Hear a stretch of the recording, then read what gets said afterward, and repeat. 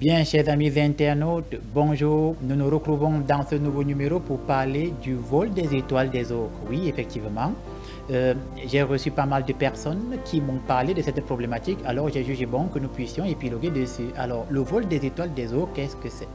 C'est lorsque un sorcier, un maître occulte, un ténébreux, va se déplacer mystiquement ou astralement, si vous voulez. Il va aller dans la maison ou dans le camp de Cruy. Il va regarder quelles sont les étoiles des uns et des autres et va décider soit de les voler, soit de les absorber.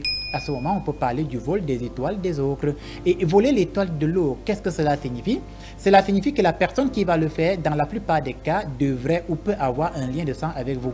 Parce qu'il est assez difficile qu'un individu lambda qui n'ait aucun lien de sang avec vous puisse venir et commencer à voler votre étoile si quelque part il n'y ait pas un lien de sang qui vous unisse. Donc, dans beaucoup de cas et dans, on va dire comme ça, on va dire un grand nombre de cas, c'est des gens qui ont des liens de sang avec vous.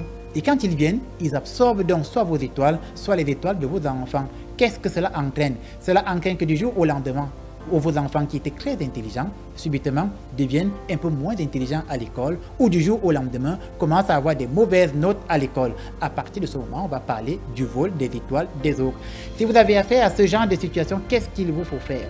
Il faut automatiquement une intervention divine. Une intervention divine, c'est-à-dire que vous allez vous mettre en prière. On parle ici de neuvaine à l'Esprit Saint, parce que c'est l'Esprit Saint qui est l'esprit de l'impossibilité, donc qui rend toute chose impossible possible. Vous invoquez l'Esprit Saint en jeûnant et en priant pendant 9 ou 12 jours. Vous faites assister d'un prêtre qui va venir vous imposer les mains et le prêtre va intimer l'ordre au maître occulte, au sorcier, à celui qui vient dans votre maison, de ramener cette étoile avec l'autorité de Jésus-Christ de Nazareth, et les anges de Yahvé Dieu vont lui intimer l'ordre de ramener cette étoile, qu'il le veuille ou pas. Et s'il ne veut pas s'exécuter, s'il ne veut pas obtempérer, que vont faire les anges de Dieu? Les anges de Dieu vont tout simplement reprendre votre étoile et venir vous la redonner. Beaucoup de gens passent par ce genre de situation dans les villages, dans les familles. Le vol d'étoiles est quelque chose d'assez récurrent.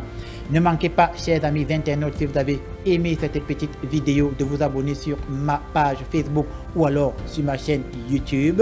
Ne manquez pas de la partager au maximum dans vos groupes WhatsApp et d'inviter vos amis à vous y abonner afin que les uns et les autres profitent de ces enseignements et que la grâce de Dieu se répande sur tous et à chacun. D'ici là, portez-vous bien et à la prochaine.